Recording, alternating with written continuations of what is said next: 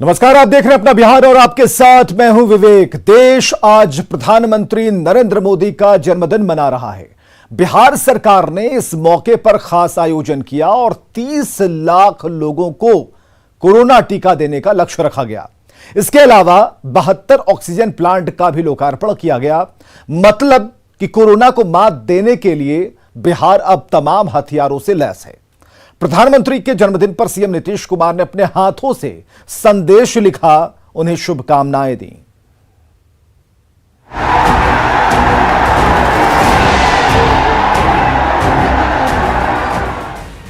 कुछ इस तरह से बोर्ड पर संदेश लिखकर सीएम नीतीश ने पीएम मोदी का 71वां जन्मदिन सेलिब्रेट किया। सीएम ने अपने हाथों से बोर्ड पर लिखकर पीएम को जन्मदिन की शुभकामनाएं दी। पीएम मोदी के 71वें जन्मदिन के मौके पर बिहार ने बड़ा गिफ्ट दिया है और वैक्सीनेशन महाअभियान 2.0 चलाया। इस महाअभियान की शुरुआत सीएम ने खुद अपने हाथों से की। अभियान के तहत एक दिन में 30 लाख से अधिक लोगों को टीका लगाने का लक्ष्य रखा गया। मतलब बिहार ने अपने 27 लाख वाले रिकॉर्ड को पीएम मोदी के जन्मदिन पर ब्रेक कर दिया। तो हम लोगों ने जो लक्ष्य रखा है उस लक्ष्य से हम लोग निश्चित रूप से ऊपर जाएंगे। तो आज तो ये शुरू हुआ है और हम लोगों ने माननीय प्रधानमंत्री के जन्मदिवस के अवसर पर जो तय किया कि हम 30 लाख से भी ज़्यादा करेंगे, निश्चित रूप से 30 लाख से ज़्यादा हम लोग कर पाएंगे। और आज का दिन तो उनके लिए तो हम तो विशेष तौर पर शुभकामनाएं देते हैं। पीएम के जन्मदिन के मौके पर सीएम नीतीश ने 72 ऑक्सीजन जनरेशन प्लांट का भी लोकार्पण किया, जिसमें केंद्र की तरफ से 38 पीएसए प्लांट बिहार को मिले हैं। इस मौके पर बेहतर काम करने वाले स्वास्थ्य कर्मियों को सीएम ने सम्मानित भी किया और भरोसा दिलाया कि हालात कैसे भी हो, ऑक्सीजन की कमी अब किसी सूरत में नहीं होगी। और आज के दिन जो आज माननीय प्रधानमंत्री जी का जन्मदिन है, उस दिन तो हम लोगों ने तय किया कि इतना का टीकाकरण कराएंगे। लेकिन एक चीज और तय हो गया कि ऑक्सीजन की कितनी दिक्कत आई बीच में जब बढ़ने लगा था, लेकिन अब कभी ऑक्सीजन की दिक्कत नहीं आएगी। जितने बड़े पैमाने पर इसके लिए काम हो रहा है, जो आप जानते हैं पीएसए प्लांट 122 अस्पतालों में पीएसए प्लांट बनाने का काम शुरू हुआ और आज आप देखें 70 जगहों पर, और इन 70 जगहों में 38 जो है प्राइम मिनिस्टर केयर फंड से, यानी केंद्र सरकार से प्राइम मिनिस्टर केयर फंड से मिला, उसमें 38 और राज्य सरकार की तरफ से 32 आज उद्घाटन हो गया। लेकिन आपको बता देते हैं कल शाम तक ये 70 ही नहीं 2 और हो गया है, 72 हो गया है तैयार। तो आप समझ लीजिए कि आज 70 तो लिखा हुआ है, 70 हो रहा है, लेकिन ये मान लीजिए कि 72 की शुरुआत हो रही है। तो इसी तरह से प्रतिदिन नजर रखी जा रही है और बहुत जल्दी हो जाएगा। जाहिर है बिहार ने पीएम मोदी के जन्मदिन को ग्रैंड तरीके से मनाया। सेलिब्रेशन की इन 5 तस्वीरों के जरिए आप पीएम मोदी की लोकप्रियता का अंदाजा लगा सकते हैं। दरभंगा में तालाब के बीच 71 किलो का केक काटा गया तो पीएम मोदी के नाम पर भगवान को भोग भी लगाया गया। पटना में 71,000 मछलियों को तालाब में छोड़कर पर्यावरण संतुलन का संदेश दिया गया। पीएम के जन्मदिन पर लोगों ने नमो चाय की चुस्की लेकर देश के विकास पर भी चर्चा की। पटना से न्यूज़ 18 के लिए रजनीश कुमार की रिपोर्ट। और इधर दरभंगा में पीएम मोदी का जन्मदिन अनोखे तरीके से मनाया गया। हराही तालाब में पीएम मोदी के जन्मदिन को यादगार बनाने के लिए 71 नावों पर बारात निकली तो बीजेपी कार्यकर्ताओं का जोश हाई हो गया।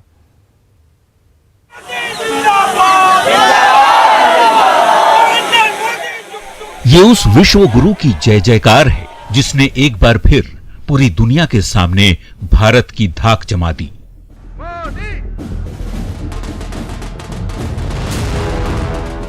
ये उस मोदी मैजिक को सलाम है जिसने निराशा और हताशा से घिरे देशवासियों को नई ऊर्जा से सराबोर कर दिया। The Prime Minister of the Republic of India.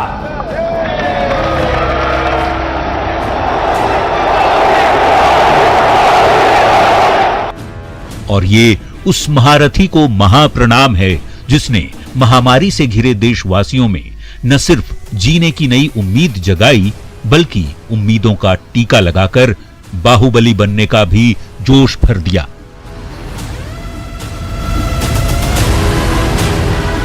इसलिए पीएम मोदी के जन्मदिन पर जब दरभंगा शहर के बीचों बीच हराही तालाब में 71 केक के साथ 71 नावों की बारात निकली तो वो नजारा यादगार बन गया कि नरेंद्र मोदी जुग जुग जिए, इसी तरह कुशलता से भारत में शासन करे, इसी तरह कुशलता से देश के अंदर में शासन करे और देशे नहीं दुनिया के अंदर में शासन करे। पानी से लबालब हराही तालाब में जब पीएम मोदी के बैनर और पोस्टर से लदी 71 नौकाएं दौड़ने लगी तो उस दृश्य को देखकर बीजेपी कार्यकर्ताओं का जोश हाई हो गया। अपने प्रिय प्रधानमंत्री के जन्मदिन को यादगार बनाने के लिए जब दरभंगा के मछुआरों ने हराही तालाब में अपनी कश्ती उतारी तो दरभंगा का ये दिल बाग बाग हो उठा। मोदी जी को कैसे सेलिब्रेट करें। नरेंद्र मोदी जी जो गरीब गुरबों के लिए काम कर रहे हैं, आम जनता चाहती है कि भगवान उनको यशस्वी करे, भगवान उनको शतायु करे। ऐसे ही गरीब कल्याण की योजनाएं नरेंद्र मोदी धरातल पर उतारते रहे। अनोखा था कुछ निश्चित रूप से जिस तरह हम लोगों ने देखा। तो पीएम मोदी के जन्मदिन पर जब दरभंगा के हराही तालाब में तैरती 71 नावों पर एक साथ 71 केक काटे गए तो उस मनोरम नजारे को हर किसी ने हमेशा के लिए अपने दिलों में कैद कर लिया। विपिन दास, न्यूज़ 18, दरभंगा। तो पीएम मोदी का जन्मदिन पूरा देश मना रहा है, लेकिन मोतिहारी की सबीना के लिए आज का दिन बेहद खास रहा। सबीना दिल्ली तो गई थी इलाज कराने, लेकिन रेलवे स्टेशन पर उतरते ही उसने वो कर दिया जिससे सबीना ने सपने में भी नहीं सोचा था। रिपोर्ट देखिए।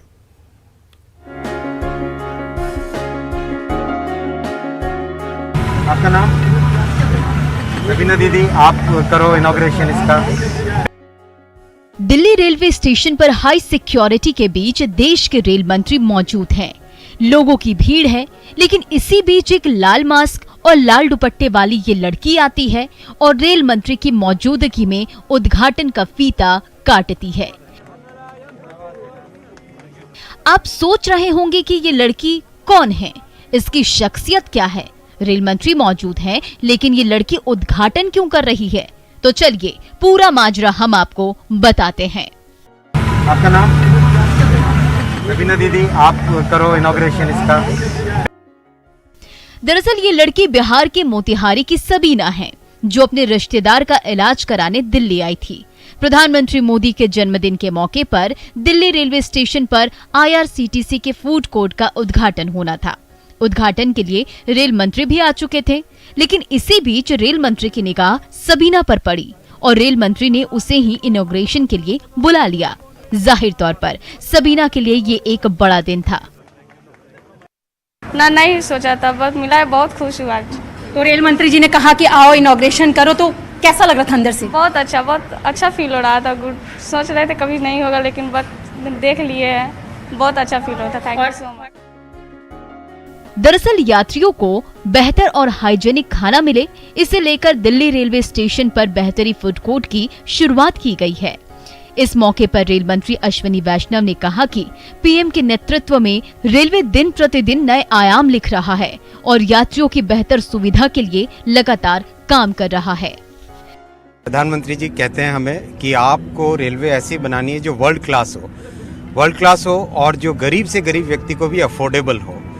ऐसा सोचना है हमें, समाज के हर वर्ग को अच्छी फैसिलिटीज कैसे मिले। यही सोच के साथ प्रधानमंत्री जी हम सबको हमेशा गाइडेंस देते हैं, तो ये जितने भी इनिशिएटिव्स हैं उन्हीं की गाइडेंस के। यकीनन प्रधानमंत्री मोदी का जन्मदिन सबीना के लिए खास रहा और दिल्ली से यात्रा करने वाले लोगों के लिए भी। न्यूज़ 18 के लिए दिल्ली से रचना उपाध्याय की रिपोर्ट।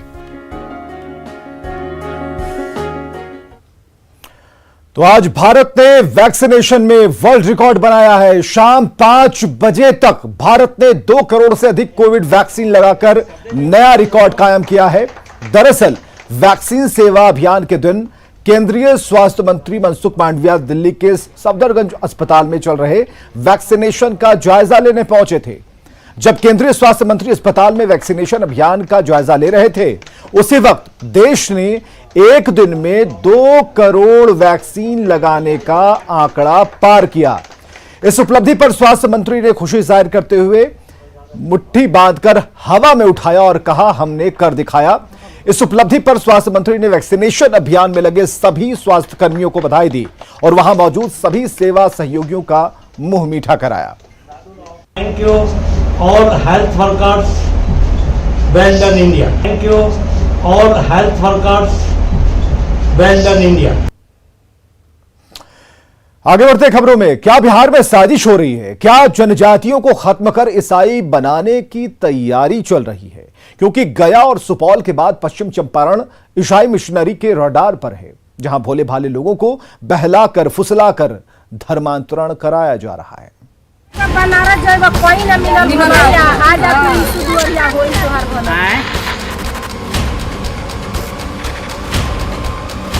बाइबल पढ़ले से अगर बीमारी चिकन हो जाई, हमार दुर्गा चालीसा बा, हमार हनुमान चालीसा बा, लोग के लालच देखा के हमार धर्म के लुप्त करता।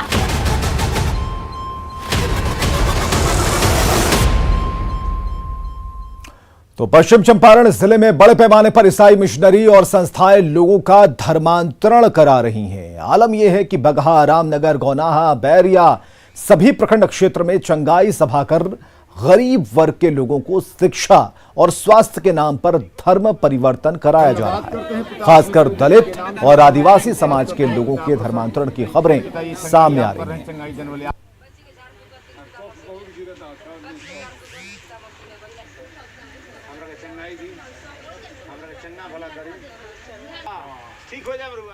के अंतर्गत इन लोगों की रणनीति है कि प्रत्येक पंचायत में 3 घर को क्रिश्चियन बना देना है और हर जगह चर्च की स्थापना कर देना है।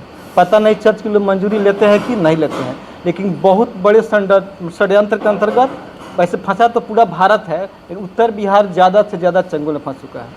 धर्मांतरण बृहत स्तर पर इस जिले को टारगेट किया गया है कि यह क्षेत्र जो है यह वाल्मीकि की तपोभूमि रही है। इस क्षेत्र को बिल्कुल ईसाई मिशनरियों एवं कुछ मुस्लिम परस्त लोगों के द्वारा टारगेट करके इस जिले में धर्मांतरण बृहत स्तर पर कराकर, चूँकि देश का एक छोर भी है, भारत का एक छोर नेपाल से सटा हुआ इलाका है, और लोगों को यहाँ पर एक सुनियोजित प्लान में धर्मांतरित किया जा रहा है।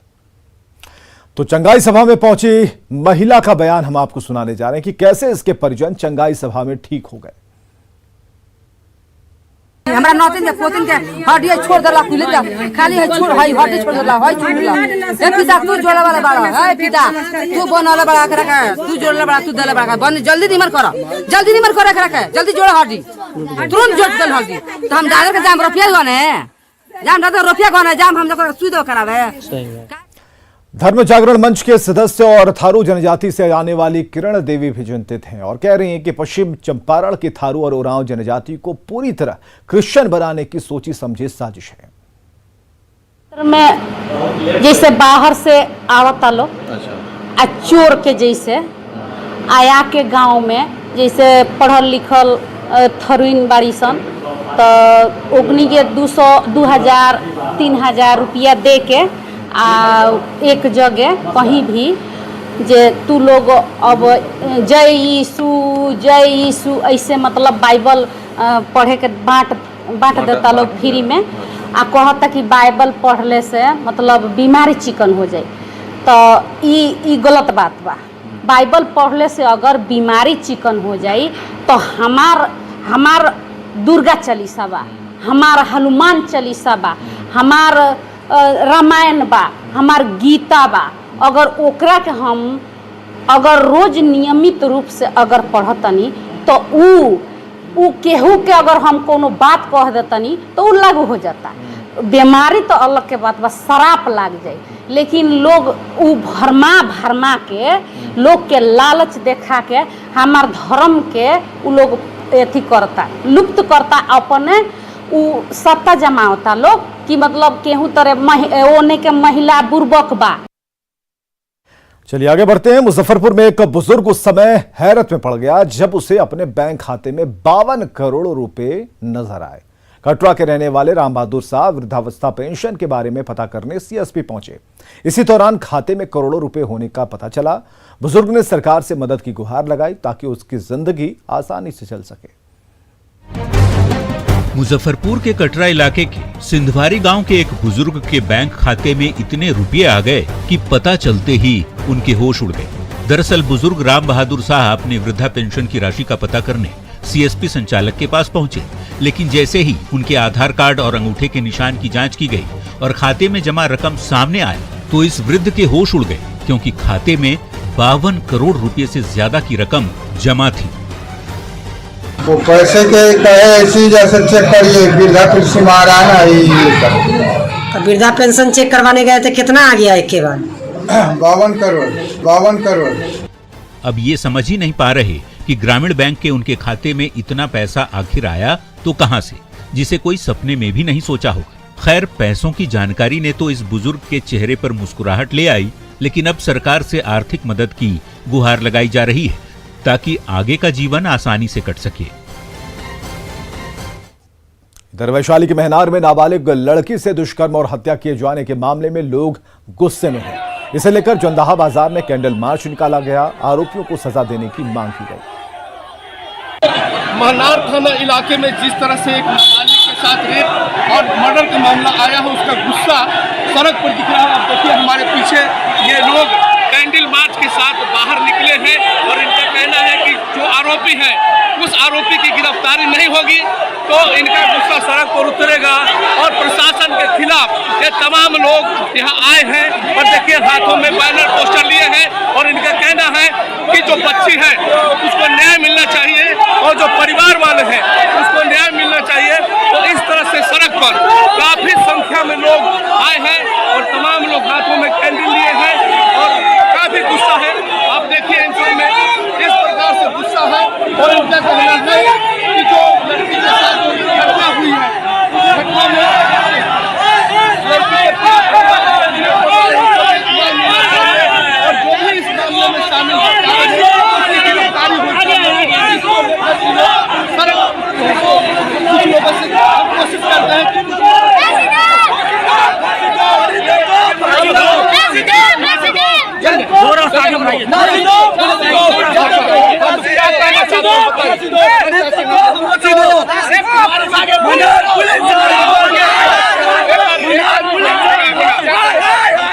जो सुप्रिया के जो हत्यारे हैं उनको जल्द से जल्द गिरफ्तार किया जाए और हम लोग को न्याय मिले। नहीं अगर न्याय मिलता है तो हम लोग कल रोड जाम भी करेंगे। जब तक हम लोगों को न्याय नहीं मिलेगा तब तक हम लोग शांत नहीं बैठेंगे।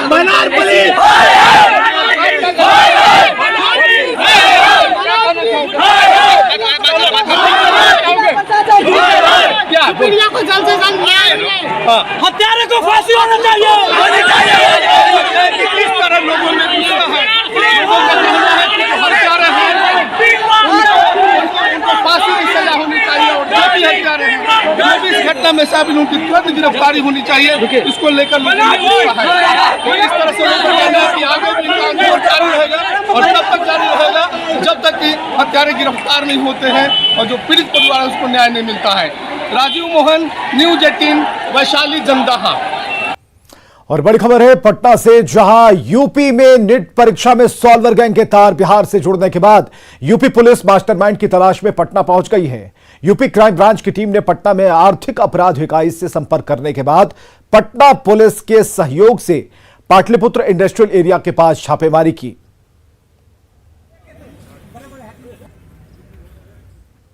और आगे देखिए जोहार झारखंड।